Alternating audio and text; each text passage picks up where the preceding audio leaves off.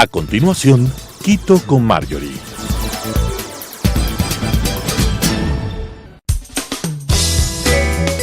Clasificación A. Apto para todo público.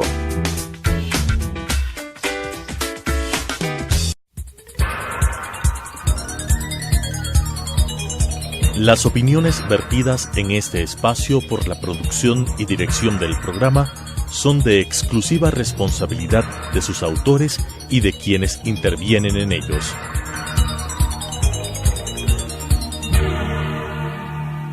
Telesucesos Canal 29 UHF presenta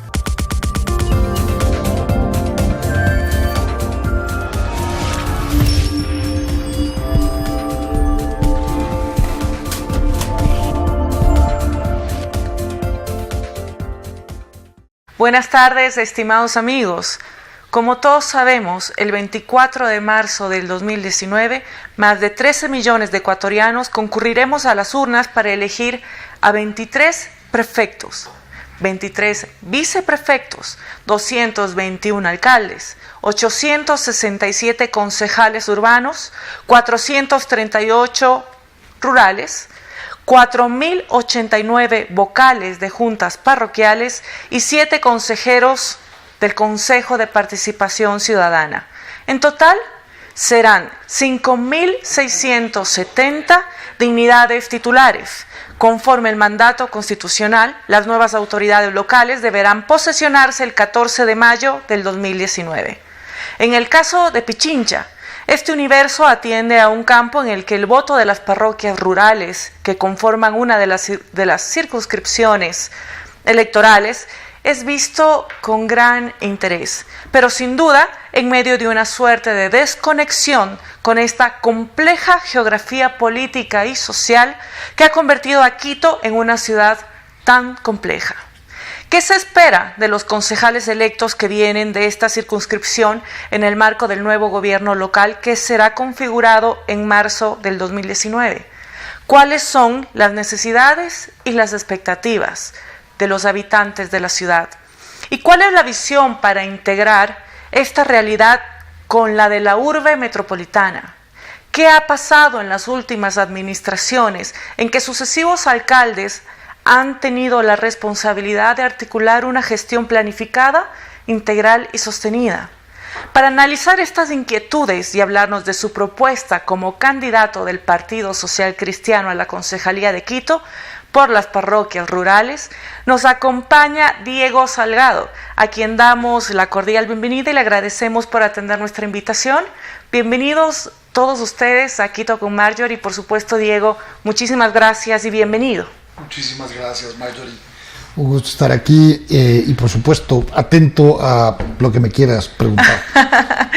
Pues queremos saber un poquito de todos los temas que hablamos en la introducción. ¿Cómo has visto la alcaldía de los últimos años? ¿Cómo ha sido tu actividad política? ¿Por qué estás ahora postulando para la concejalía a través del Partido Social Cristiano? ¿Por dónde quieres empezar tú? Cuéntame. A ver, Queremos escucharte. Encantado, muchísimas gracias. A ver, yo fui social cristiano desde muy joven. Yo fui concejal suplente en ese entonces, con 20 y tantos años. Me acuerdo que Raúl Andrade fue el principal. Así es que yo milité mucho tiempo en el Partido Social Cristiano. Yo más bien... en este paréntesis que hubo desde los años 90,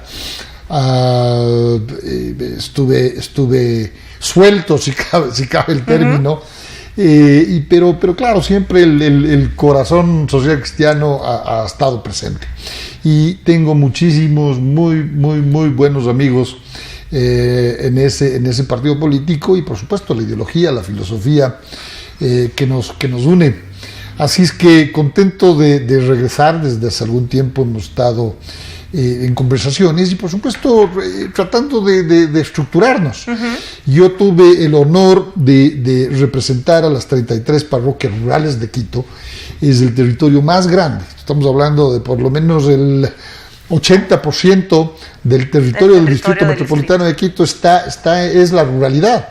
Ahí hay 33 parroquias tan distintas como, qué sé yo, Cumbayá y Yoa, o Tumbaco y Pacto, Gualea, Nonanegal, en donde Calderón, Conocoto, que son más bien unas parroquias muy cercanas a la urbe, a lo que conocemos como el Quito urbano, ¿no? Que nos separa en el caso de Calderón solamente la Panamericana Norte. Pero claro, con temas tan distintos como que en Pacto, Gualea andan todavía el agricultor con sus botas de caucho y con el machete al cinto.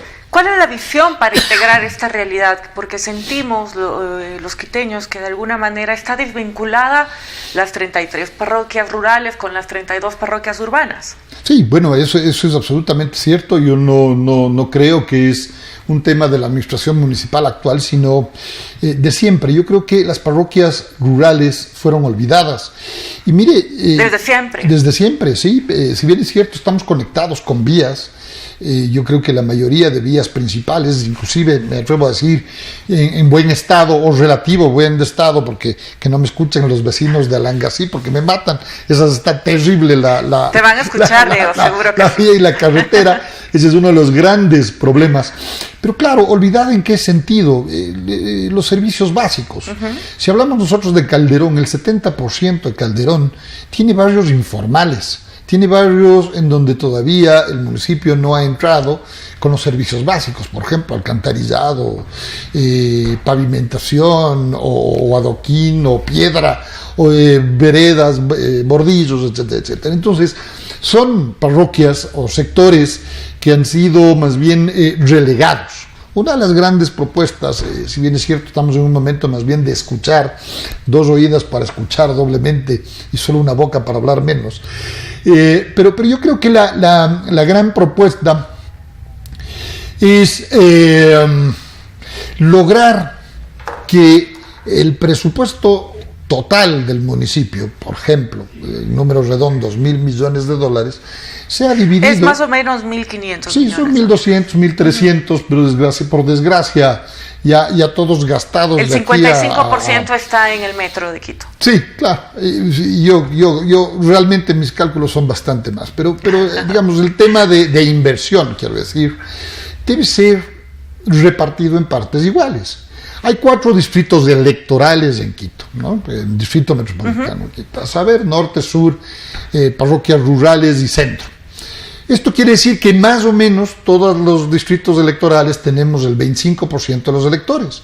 Dividamos entonces el presupuesto en 4 partes iguales, porque la misma cantidad de electores hay en la ruralidad como en el sur de Quito. Hay mucha gente que dice el sur pone alcaldes. Mire, no sé por dónde, porque electoralmente hablando tenemos un peso electoral similar. Así es que una de las grandes propuestas, insisto, es que se dote del presupuesto necesario para que por fin las 33 parroquias rurales puedan desarrollar y desarrollar bien. Ha faltado visión, ha faltado liderazgo sobre todo. Mire, Cumbayá, se habla la parroquia o el Valle de los Pelucones, pero quienes vivimos por ese valle podemos palpar el problema, por ejemplo, distinta para salir en los vehículos. Son urbanizaciones que finalmente están dentro de la ruralidad. Si bien es cierto, podríamos cambiar, por ejemplo, de los vehículos privados a un transporte masivo. Estoy pensando en un teleférico que hace muchos años atrás nosotros mismos desde una plataforma ciudadana habíamos propuesto.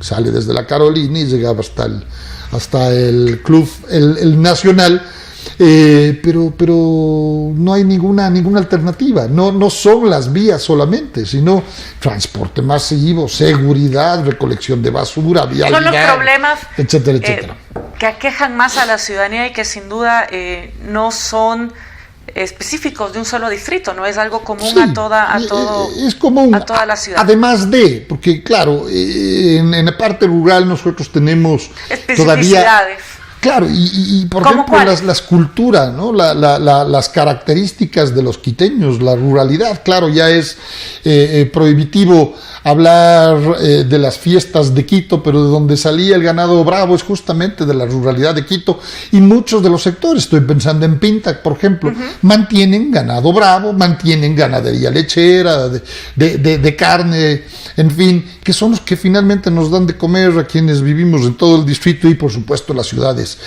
aledañas, porque Quito también hay que entenderle no solamente como la capital de la República, sino una ciudad-región que tiene influencia no solamente en el país, sino los diferentes sectores y ciudades que vivimos alrededor. ¿Qué espera la ciudadanía de los nuevos concejales? Porque no nos queda un buen sabor del último consejo generalizado, por supuesto hay excepciones. ¿Cuál es la expectativa de la gente y cómo cumplir con esta expectativa? Mire, yo creo que es fácil. Sí, repito, yo tuve ya el honor de representar a las 33 parroquias rurales. No tengo ningún complejo, como he escuchado en otros políticos, que habiendo sido elegidos por la ruralidad buscan acomodarse en algún otro en otro distrito, por ejemplo el norte. Bien, son complejos, son traumas que existen. Pero lo que busca el ciudadano, lo que busca el vecino de la parroquia, es tener ese concejal cercano. Porque si yo vivo en una de las parroquias rurales, produzco, yo soy agricultor también, produzco en otra de las parroquias rurales de Quito, yo estoy ahí, yo les veo, yo camino. Es decir, esto no es de ahora. Yo vivo en una parroquia rural 16 años atrás y produzco en una parroquia rural por lo menos 25, ¿no? Entonces me ven, conversamos, saludamos. Si yo como asambleísta armamos los puntos legislativos e íbamos a territorio, no esperando pues que el vecino de Pacto Gualea llegue a la Asamblea Nacional, vaya a golpear, tenga que pasar por el Policía Legislativo 1, por el Policía Legislativo 6, 7 u 8, no estoy criticando aquello, la seguridad es necesaria también para los asambleístas, hay algunos que caemos mal y otros que caen bien, entonces requieren de seguridad. ¿Por qué crees que caen mal? El concejal sí tiene que estar muy cercano a la ciudadanía, escuchando y dando soluciones. Por supuesto, yo sí comprendo que la labor del concejal es legislar a través de las ordenanzas, que además tienen que ser ordenanzas bien hechas, con antecedentes, con la motivación, ¿cómo es? La exposición de motivos, en fin, porque hubo casos de concejales que entregaron ordenanzas sin ni siquiera la exposición de motivos, y fiscalizar. Es otro de los grandes temas. ¿Cuándo nos acordamos los quiteños que haya habido concejales con grilletes? Ahora tenemos concejales con grilletes que caminan por la asamblea, por los pasillos del Palacio Municipal. Entonces eso no es correcto. Pero el concejal lo que tiene que hacer es escuchar a la gente, obviamente proponer lo que quieren, lo que necesitan, que además el concejal, si es que es elegido por el Distrito Sur, Norte, rural o por el centro, se convierte en un concejal de todo Quito. Pero yo conozco que ahí no caben los complejos. Ahí no caben los complejos. Yo conozco que, por ejemplo, los 6 concejales rurales, todos, no me sé ni siquiera los nombres, pero cuando nosotros caminamos, como caminamos todos los santos días, la queja principal es que nunca más regresaron a las parroquias rurales, ninguno de ellos. ¿Y el alcalde? Del alcalde mejor prefiero no decir mucho, porque es evidente que no hay obras, no ha habido liderazgo.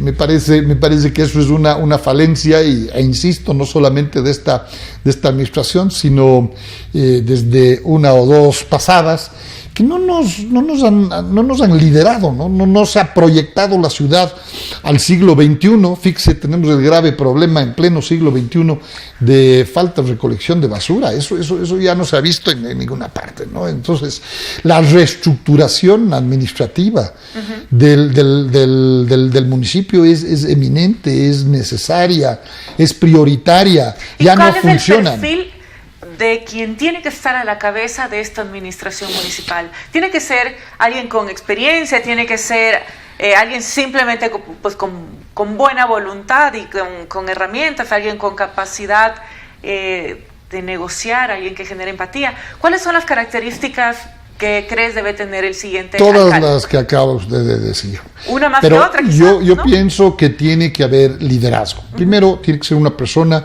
que conozca qué es lo que quiere para su ciudad. Segundo, estar empapado y metido ya en el siglo XXI. Proyectarnos a esa ciudad del futuro. ¿En qué sentido? En que ya no tengamos que hacer los trámites interminables, burocráticos en el municipio para sacar una autorización, para pagar una tasa o impuesto, para sacar una copia del plano, en fin. Tiene que ser una persona con esa visión, con liderazgo, herramientas de gobierno electrónico, una persona definitivamente con liderazgo.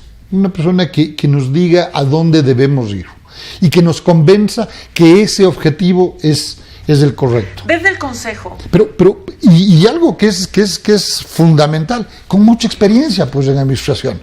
No solamente se requiere ser empresario, y empresario exitoso, porque quienes hemos vivido de un lado y del otro, en mi caso he sido y soy un productor privado, no son las mismas. Y por otro lado, la otra mitad de mi vida ha sido en la parte pública, yo encuentro diferencias abismales. La ley, por ejemplo, las normas, conocer eso. Si no es solamente asomar como que tengo muchas ganas, eso es fundamental. Es válido. Pero por un lado, tengo la experiencia de cómo producir y de que la plata, entender que la plata nos cuesta un montón y que sobre todo la plata pública tiene que ser absolutamente respetada. Y por el otro lado, la administración pública. Que nos guste o no nos guste a la mayoría de ciudadanos escuchar, los políticos nos preparamos para eso. No es lo mismo generar valor en el dinero que generar valor social a través de la política pública. Por ejemplo. Definitivamente. De tu experiencia en la Asamblea, ¿qué crees que es un símil y qué no es un símil con el Consejo? A ver, hay que entender que hay conceptos políticos. Es decir, si nosotros nos remontamos con la historia muy antigua en donde nace el debate, el parlamento, el ágora, que era este ambiente de discusión y de intercambio de ideas. El Consejo de Notables. El Consejo de Notables, en donde el Consejo con S, pero versus el Consejo con C, que es el municipal. Estamos hablando de grandes problemas, de los grandes temas de lo que conocemos como la res pública o la república que viene a ser hoy día que usamos y que increíblemente muchos asambleístas, hombres y mujeres, no entienden conceptos de ciencia política. Entonces, no es lo mismo legislar para 13 millones de ecuatorianos de diferentes regiones, voy a pensar en la andina, en la amazónica, en la costa y la insular, que legislar finalmente o que trabajar para una región, ¿no? En mi caso, una región territorial, en este caso el distrito de las parroquias rurales. Podemos agrupar los problemas en común de los vecinos y trabajar en eso. No solamente crear nuevas leyes u ordenanzas, sino reformarlas. ¿Crees que el Consejo debería tener otro tipo de alcance, otras actividades incluidas las que tiene actualmente? De lo que dice la ley, la verdad, sí. ¿O la ley está perfecta? ¿Hay que cambiar la ley? No. Yo no creo que la ley es perfecta, sin embargo, las dos funciones competencias son básicas, suficientes o necesitamos como Consejo tener más competencias? No, yo creo que son suficientes porque verdaderamente el administrador es el alcalde y su ejecutivo, pero sí hay que revisar la facultad de fiscalizar, sobre todo los mecanismos, porque si es que el alcalde decide tener secretarios en cada una de las áreas que decida tener, esos secretarios deben ser vulnerables, deben ser sujetos de fiscalización. ¿sí? So pena el propio alcalde. Es decir, más o menos repetir lo que pasaría o lo que pasaba antes de la constitución correísta, en que se podía fiscalizar y se debía fiscalizar al ministro sin tanto trámite, ¿no? Si nosotros nos ponemos a pensar, no sé, el sistema parlamentario inglés, los ministros son parlamentarios y están frente a frente con los asambleístas o con los diputados, para hacer un símil con el Ecuador. Y yo puedo preguntarle al ministro de Economía qué está pasando con tal o cual cosa. Aquí están escondidos, aquí están blindados. Estamos viendo cómo el espíritu de cuerpo funciona en la Asamblea Nacional. Hay 2 asambleístas que desde mi punto de vista cometieron actos de corrupción y deben ser sancionados. Ahora, que no exista una ley y aún no, o que la ley no sea suficiente, ese es el trabajo del legislador, pues. Sancione a las 2 asambleístas y luego reforme la ley o haga la ley. ¿Cómo hacer en el Consejo para cambiar esta dinámica que ya parece pues una práctica común en nuestros últimos años de administración, de que no es posible ponerse de acuerdo, no es posible tener un objetivo común superior, porque se quejan, cuando escuchamos unos concejales se quejan de que las iniciativas presentadas no tienen el apoyo de los otros, y así pues vamos repartiéndonos la responsabilidad y finalmente son los ciudadanos los que no ven mejoras en su calidad de vida. Yo pienso que la calidad del elector se deterioró también con la entrada del correísmo. Porque, claro, usted seguramente no se acuerda. Pero eso ya es una realidad, Diego. ¿Qué hacemos a partir de ahora? Bueno, es la calidad, no es tanto por la ley, sino por la calidad de concejales que nos han tocado en este último periodo. Yo no me acuerdo, y voy a insistir, no me acuerdo haber tenido un consejo tan deficiente como el de ahora.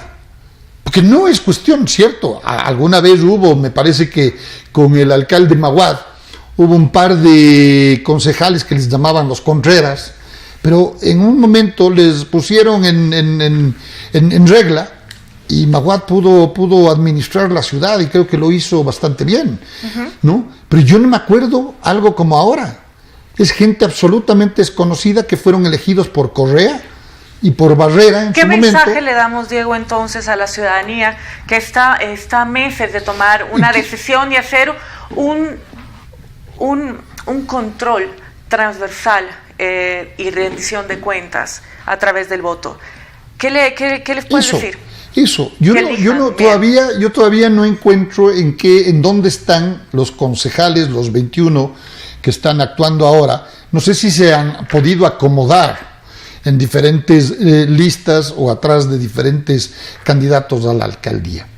Yo, como usted bien dijo, debe haber excepciones, estoy seguro que hay excepciones, se me viene 1 o 2 a la mente, pero ¿y el resto? Si es que se lanzan a la reelección, pues el pueblo que los eligió en primera instancia debe repensar. ¿Debería reelegirse a alguien? ¿O no debemos reelegir a personas que no han sido capaces de llegar a acuerdos? No tenemos que reelegir, pero si la reelección tiene que ser una especie de reconocimiento al político, no al que mejor baila o al que mejor se ríe o al mejor que canta, sino el que me resolvió, no me resolvió los problemas. De acuerdo. En lo que tiene que ver con mi circunscripción, con mi distrito, con el rural, yo, en lo personal, voy a pedir que no se reelija a nadie, a ninguno, ni hombres ni mujeres, a ninguno. Muchísimas gracias, Diego. El tiempo siempre queda corto y pues esperamos conversar nuevamente y te deseamos éxito en esta elección, Diego. Agradecemos a Diego Salgado por su participación en nuestro programa y a todos ustedes por su sintonía. Estamos seguros de que ha sido una entrevista muy ilustrativa para todos. Debemos estar conscientes de que el 2008, cuando la Constitución de Montecristi amplió el campo de intervención de Quito como distrito metropolitano, las nuevas administraciones han debido asumir un conjunto de nuevas competencias y problemáticas anteriormente propia de los gobiernos cantonales, provinciales y regionales. Esta enorme responsabilidad hoy exige más que nunca una visión y experiencia plenamente coherentes, que promuevan el desarrollo armónico y equitativo de la capital, aprovechando las enormes ventajas que su propia diversidad contiene para superar los problemas y encaminar a Quito hacia el bienestar y hacia el Quito que queremos. El compromiso y la voluntad para administrar adecuadamente los destinos de la ciudad capital deben asentarse en la experiencia y en el conocimiento de quienes aspiran a llegar al municipio como autoridades. Nos vemos pronto en una nueva entrega de Quito con Marjorie. Muchísimas gracias por verme y por acompañarme. Diego, gracias por tu presencia. A usted, Marjorie. Un buen Gracias. día. Las opiniones vertidas en este espacio por la producción y dirección del programa son de exclusiva responsabilidad de sus autores y de quienes intervienen en ellos.